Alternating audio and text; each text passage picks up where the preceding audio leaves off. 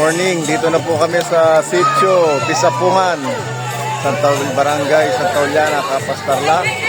Sitio Pisapungan, ayan po.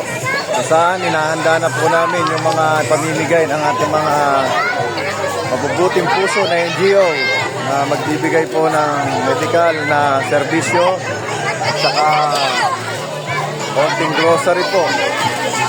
Yan po, kasalukuyang naayos na po yung mga pamimigay nila. Yan. At pinelas, groceries, merienda. Yan. Dito po sa Sitio Pisapungan, Barangay Santa Juliana, Capas Tarlac.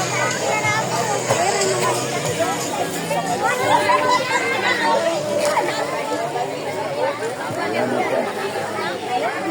Ito yung mga doctors natin na mamimigay ng mga gamot po. Na-arrange na po yung mga gamot nila. Ito po sir, pag nagtunggamot sa sir kain.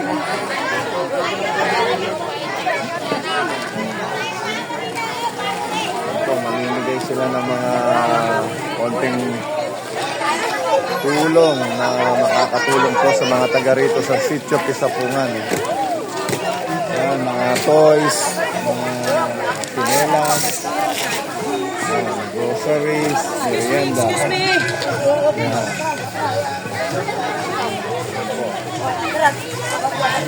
Sa pangunguna po ng ating mga organizer, na pinangunahan po ni Madam Juby at ng mga iPern Group.